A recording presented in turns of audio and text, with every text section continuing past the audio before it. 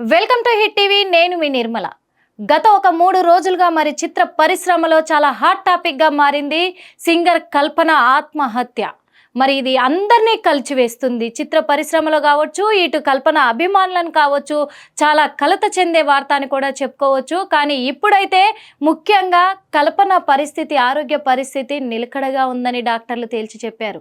అసలు సింగర్ కల్పన మరి ఎందుకు ఆత్మహత్యకు పాల్పడ్డది, అంటే తన జీవితంలో ఏం జరుగుతుంది, అసలు కారణం ఎవరు, ఎందుకు 2 సార్లు తను ఆత్మహత్యకు పాల్పడాల్సి వచ్చిన అవసరం వచ్చింది, అసలు సింగర్ అంటే అంత టాప్ లెవెల్లో ఉండే కల్పన ఇప్పుడు ఎందుకింత పిరికిదైపోయింది, ఎందుకింత ధైర్యాన్ని చెడిపోయింది, ఎందుకింత తొందరపాటు నిర్ణయం తీసుకుంది, ఇవన్నిటి వెనకాల ఏముందంటే తన జీవితం గురించి మొదటగా మనం తెలుసుకోవాలి. తన జీవితం గురించి తెలిస్తే అంతా అర్థమైపోద్ది. నిజంగా ఆమె ఆత్మహత్య చేసుకుందా, లేకపోతే ఆత్మహత్యగా క్రియేట్ చేశారా అనేది కూడా తెలిసిపోతుంది. ఇక సింగర్ కల్పన జీవితంలోకి వెళ్తే మనము పూర్తి వివరాలు తెలుసుకునే ప్రయత్నం చేస్తే కనుక తను చిన్నప్పటి నుంచే మంచి సింగర్ అవ్వాలనే కోరిక తనలో ఉంది. అంతేకాదు తన ఫ్యామిలీకి సంబంధించి కూడా కల్పన తండ్రి తనొక మ్యూజిక్ కంపోజర్. అదే కాదు మరి కల్పన తల్లి తను కూడా మంచి సంగీతాన్ని పొందిన మనిషి కాబట్టి తను కూడా ఒక సింగరే. మరి కల్పనకు ఒక చెల్లె కూడా ఉంది, ఆ చెల్లె కూడా సింగరే. అంటే వాళ్ళ కుటుంబం మొత్తం కూడా ఒక సంగీత విద్వాంసులున్న నిలయం అని కూడా చెప్పచ్చు. మరి అంత పేరు ప్రఖ్యాతలు, అంత సాంప్రదాయమైన కుటుంబము. ముఖ్యంగా చెప్పాలంటే కల్పన బ్రాహ్మణ కుటుంబంలో పుట్టింది. బ్రాహ్మణ కుటుంబానికి చెందిన కల్పన ఎంతో సహనంతో ఉండాల్సిన కల్పన ఎందుకు ఆత్మహత్యకు పాల్పడింది? ఇదేం మొదటిసారి కాదు, ఇది 2వసారి తను ఆత్మహత్యకు పాల్పడడం అనేది. ఇది అందరికీ తెలుసో లేదో తెలియదు, కానీ ఇది నిజం. ఎందుకంటే తన జీవితంలో జరిగిన ఒడిదుడుకులు కూడా ఈరోజు మీకు చెప్దామని మీ ముందుకు వచ్చాను. మొదటగా తను ఒక సింగర్గా ఎదగాలి అనుకునింది, దానికి తోడ్పడ్డారు తల్లిదండ్రులు కూడా, ఎంతో బలాన్ని చేకూర్చారు. తన తండ్రి కూడా నిత్యం కల్పనకి సపోర్ట్ చేస్తూ ఆ సంగీతం క్లాసులకి తనను పంపిస్తూ ఒక మంచి గాయకురాలిగా తీర్చిదిద్దాలనే కోరికతోటే కల్పనకి ఎంతో సహాయ సహకారాలు అందించారు తన తల్లిదండ్రులైతే. వాళ్ళ ప్రోత్సాహంతోనే మరి కల్పన మంచి సింగర్గా ఎన్నో కొన్ని వందల వేల పాటలు పాడింది. 100 సినిమాలకు తను సింగర్గా చేసి తన గొంతులో ఉన్న మాధుర్యాన్ని ప్రేక్షకులకు అందించి కొన్ని లక్షల మంది అభిమానులను తన సొంతం చేసుకుంది కల్పన. ఇది అందరికీ తెలిసిన విషయమే. ఎందుకంటే ఇప్పుడు సింగర్ సునీత, శ్రావణ భార్గవి, అలాగే గీతామాధురి, కల్పన, ఉషా వీళ్ళందరూ కూడా టాప్ లెవెల్లో, చిత్రమ్మ గారు వీళ్ళంతా, సుశీలమ్మ, మరి వీళ్ళందరూ కూడా ఎంతో పేరు ప్రఖ్యాతలు గాంచారు. వాళ్ళ పాటలు వస్తున్నాయంటేనే, వాళ్ళ పాటలు ఇలా వినబడితే ఈ పాట పాడింది ఎవరు టక్కున చెప్పేయగలరు అభిమానులందరూ కూడా. అలాగే కల్పన గారు కూడా, కల్పన గారి వాయిస్ వచ్చిందంటే వేలలో లక్షల్లో ఉన్న మనిషి కూడా గుర్తుపట్టగలరు అది కల్పన గారి వాయిస్ అని. అలాంటి టాప్ సాంగ్స్ చిరంజీవి గారు, మెగాస్టార్ చిరంజీవి గారివి, అట్నే రజనీకాంత్ గారివి, చాలా చాలా టాప్ లెవెల్లో ఉన్న హీరోల సాంగ్స్ అన్నీ కూడా పాడుకుంటూ తను తెలుగు ఇండస్ట్రీలోనే కాదు, చాలా ఇప్పుడు తనకు సంబంధించి కూడా మలయాళం, కన్నడ ఆ మూవీస్లలో కూడా మంచి సింగర్గా పేరు తెచ్చుకుంది కల్పన. మరి అలాంటి కల్పన తను మొదటి వివాహం విషయానికి వస్తే, అంటే తనకు ఇది 2వ వివాహం అని చెప్పుకోవచ్చు. మొదటి వివాహం విషయానికి వస్తే, వివాహం జరిగిన తర్వాత ఒక టాప్ సింగర్గా, అంటే వివాహానికి ముందు అప్పుడప్పుడే తను ఒక గాయకురాలిగా ఇండస్ట్రీలోకి అడుగుపెట్టింది. ఆ తర్వాత పెళ్ళైన తర్వాత ఒక టాప్ లెవెల్లోకి వెళ్ళిపోవడము, ఒక టాప్ సింగర్గా నిలవడం అనేది అందరి అభిమానాన్ని కొల్లగొట్టింది. అలాగే చిత్ర పరిశ్రమలో అందరిని ఆకట్టుకున్నాయి తన పాటలు అని చెప్పొచ్చు. అప్పుడు తన మొదటి భర్తకి అస్సలు నచ్చలేదు. అంటే పలు రకాల అనుమానాలు వ్యక్తమయ్యాయి, పలు రకాల ప్రవర్తనలు వ్యక్తమయ్యాయి. అందుకు మొదటి భర్తకి ఇష్టం లేకుండా పోయింది. నేను చెప్పిన మాట వినట్లేదు కల్పన, నాకు తను పాటలు పాడడం ఇష్టం లేదు, చిత్ర పరిశ్రమలో ఉండడం ఇష్టం లేదు అని చెప్పేసి మొదటి భర్త అబ్జెక్షన్ చెప్తూ రావడం జరిగింది. మరి ఆ మొదటి భర్తకు కల్పనకు పుట్టిన కూతురే ఇప్పుడు ఆ కూతురు వివాదమే అని చాలా వ్యాఖ్యలు వస్తూ ఉన్నాయి. మరి ఈ వ్యాఖ్యల వల్లే ఇదంతా జరిగింది అని చెప్తున్నారు. మరి అలాగే వాళ్ళిద్దరి మధ్య మొదటి భర్తతో కల్పనకు వాదోపవాదనలకు దిగి కూడా వాళ్ళ మధ్య విభేదాలు కాస్త చాలా ఎక్కువగా మారిపోయి గ్యాప్ రావడం మొదలెట్టింది. వాళ్ళిద్దరి మధ్య మనస్పర్ధలు ఎక్కువైపోయి కల్పన ఒంటరిగా ఉంటూ రావడం జరిగింది. అవి జరుగుతున్న ఆ తరుణంలోనే మరి ఆ భర్త విడాకులు తీసుకోవడం కూడా జరిగింది. విడాకులకు అప్లై చేసి కల్పన వినట్లేదు, సినిమా పరిశ్రమను వదులుకోవట్లేదు. కానీ సినిమా పరిశ్రమను వదులుకుంటేనే కల్పన నాకు కావాలి అంటే, లేదు నేను ఇంత పేరు ప్రఖ్యాతలు సంపాదించుకున్న చిత్ర పరిశ్రమలో ఇప్పుడు ఎలా వదులుకుంటాను, నేను వదులుకోను అని వాగ్వాదానికి దిగడంతో మొదటి భర్త అయితే ప్రభాకర్ విడాకులు ఇవ్వడం కూడా జరిగింది. విడాకులు ఇచ్చి కూతుర్ని తనతో పాటే తీసుకెళ్లారు. ఆ కూతురి ఆలన పాలన చదువు అన్నీ కూడా భర్తే భరిస్తున్న ఆ తరుణంలో నా బిడ్డను నాకు దూరం చేసి నాకు విడాకులు ఇచ్చి చిత్ర పరిశ్రమలో నాకంటూ ఒక చెడ్డ పేరును తీసుకొచ్చి వెళ్ళిపోయాడు అని చెప్పేసి కూడా అప్పుడు చాలా మనస్తాపానికి గురై లోన్లీగా ఉండి తను కొన్ని రోజుల పాటు కొన్ని సంవత్సరాల పాటు కూడా బయటికి రాలేని పరిస్థితిని తెచ్చుకుంది. అంటే తన చుట్టూ కూడా ఒక చీకటిని అలుముకుంది కల్పన.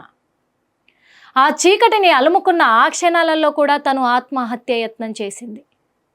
అప్పుడు పేరెంట్స్కి గమనించుకొని, తోటి సింగర్స్కి గమనించుకొని తనను సేవ్ చేసి మళ్ళీ బ్రతికించుకున్నారు. ఆ తర్వాత తనకు మనోధైర్యాన్ని కల్పించారు. ఇది కాదు నీ జీవితము, నువ్వు ఎదిగావు, ఒక టాప్ లెవెల్లో ఉన్నావు, నీ పేరును నువ్వు మళ్ళీ కించపరచుకోవద్దు, నువ్వు ఒకరి కోసం నువ్వెందుకు నీ జీవితాన్ని బలి చేసుకోవాలి, నీ ప్రాణాలు బలి చేసుకోవాలని ధైర్యం చెప్పారు చాలామంది ఇండస్ట్రీలో. ధైర్యం చెప్పడంతో మళ్ళీ నిల్లదొక్కుంది. అప్పుడే డిప్రెషన్లోకి వెళ్ళింది కల్పన. డిప్రెషన్లోకి వెళ్ళి అంటే తను ఆకారాన్నే కోల్పోయిందని కూడా చెప్పుకోవచ్చు. అప్పుడు తన ఆకారాన్ని కోల్పోయి అప్పుడు సూసైడ్ అటెంప్ట్ చేసుకొని చనిపోవాల్సిన కల్పన బతికి మళ్ళీ వచ్చి ఆ తర్వాత కూడా నా కూతురు ఎప్పటికైనా నా దగ్గరికి వస్తుంది అనే ఒక ధైర్యంతో నిలదొక్కుని తను ఒక బ్రాహ్మణ కుటుంబానికంటే తను పొరపాటు అని నేను చెప్పట్లేదు, కాకపోతే తను డిప్రెషన్లోకి వెళ్ళిన ఆ క్షణాలలో ఏం చేయాలో అర్థం కాలేని పరిస్థితి ఏమో అని కూడా అనుకోవచ్చు, లేదా చుట్టుపక్కల పరిస్థితులు అలా మార్చాయేమో అని కూడా అనుకోవచ్చు. అలాంటి మార్పుల వల్లే తను కల్పన ఒక బ్రాహ్మణ కుటుంబానికి సంబంధించిన ఆ కల్పన మహిళ ఇక్కడ క్రిస్టియన్లోకి వెళ్ళిపోయింది. ఒక క్రిస్టియన్గా మారింది, మతాన్నే మార్చేసుకుంది. ఆ మతాన్నే మార్చేసుకోవడంలో మొదటి భర్తకు ఇంకా తన మీద అభిప్రాయం అనేది చాలా దిగజారిపోయింది. అప్పటి వరకు ఎంతో కొంత ఉన్న కల్పన మీద గౌరవం అనేది ఇప్పుడు పూర్తిగా తగ్గిపోయిందని చెప్పొచ్చు మొదటి భర్తకి.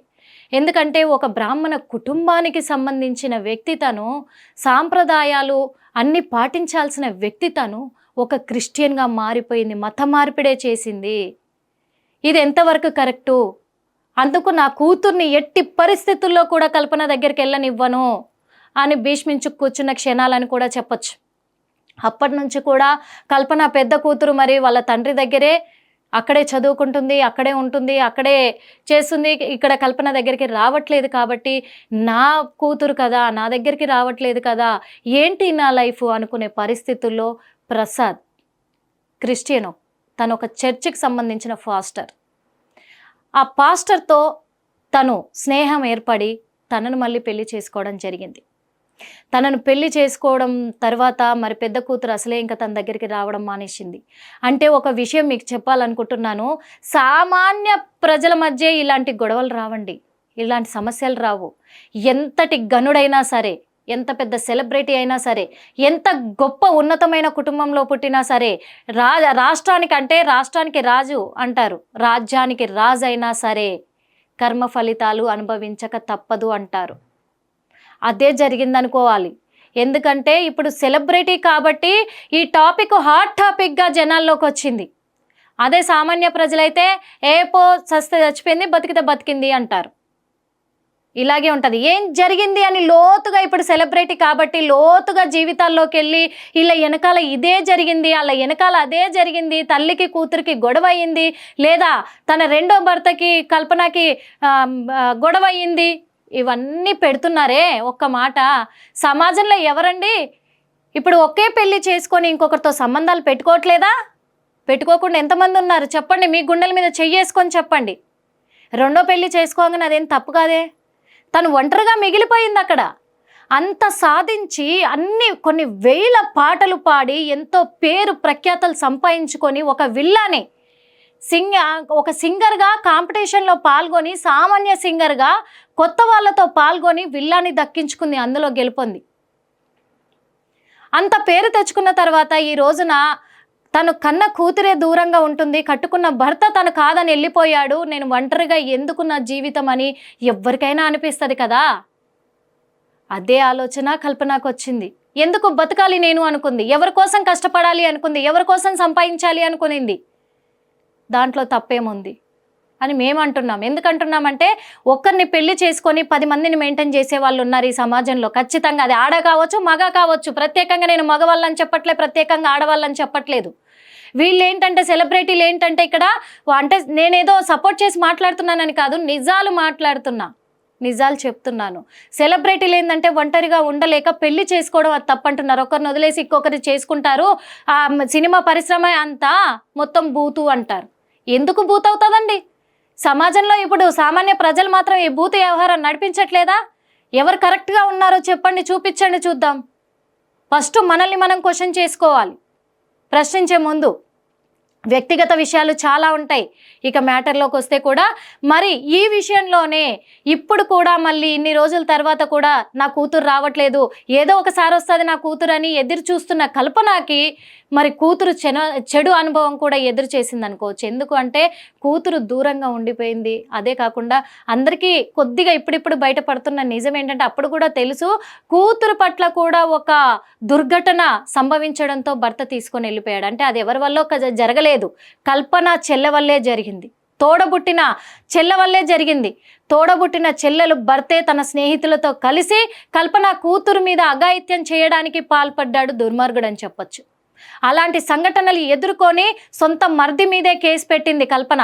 ఆ కేసును జయించింది, ఒక మగాడిలా పోరాడింది, ధైర్యంతో పోరాడి కూతురును కాపాడుకుంది. ఆ క్షణంలోనే నా కూతురికి ఎలాంటి ఆపద వస్తుందో అని చెప్పేసి ఒక కన్న తండ్రిగా తను కూడా తీసుకెళ్ళిపోవడం జరిగింది కూతుర్ని. ఆ ఇదితోనే నా కూతురు కోసం నేను ఎదురు చూస్తున్నాను, నా కూతురు నా దగ్గర ఉండాలి అని చెప్పేసి ఎన్నిసార్లు ఫోన్ చేసినా కూతురు ఇక్కడికి రాకపోవడంతో అదే వాగ్వాదంతో మరి రెండవసారి ఈ పాస్టర్ని పెళ్లి చేసుకున్న తర్వాత పాస్టర్తో ఇంకో 2 కూతుర్లకు జన్మనిచ్చింది కల్పన. మొత్తం 3 కూతుర్లు కల్పనకి. మరి ఆ 2 కూతుర్లకు జన్మనిచ్చినా కానీ మరి రెండో భర్తతో కూడా నా కూతురు కావాలి, నా పెద్ద కూతురు కావాలి, రావాలి అంటున్న ఆ క్షణాలలో వీళ్ళిద్దరి మధ్య కూడా వివాదం రావడం మొదలైంది. ఎన్నో ఒడిదుడుకులు ఎదుర్కొంటున్న ఈ సమయంలో ఎవరికండి జీవితం మీద విరక్తి రాదు? కాకపోతే గట్టిగా నిలదొక్కుకోవాలి, ఆత్మస్థైర్యాన్ని నమ్ముకోవాలి, ఎప్పటికైనా విజయం సాధిస్తాం అనుకోవాలి. అందులో ఒక తల్లిగా నీ తల్లి ప్రేమను ఇలా చూపించకూడదేమో అనుకుంటున్నాను నేను. అంటే ఒక తల్లిగా నువ్వు నీ బిడ్డల మీద ఉన్న ప్రేమ గొప్పది కాదనట్లేదు, కానీ ప్రేమతో రప్పించుకో దగ్గరికి. అంటే కల్పన గారికి ఒక సూచన మాత్రమే ఇది. అలా ఈ వాగ్వాదం జరిగినప్పుడు భర్త కూడా గొడవపడి ఇక్కడి నుంచి వెళ్ళిపోవడం జరిగింది చెన్నైకి.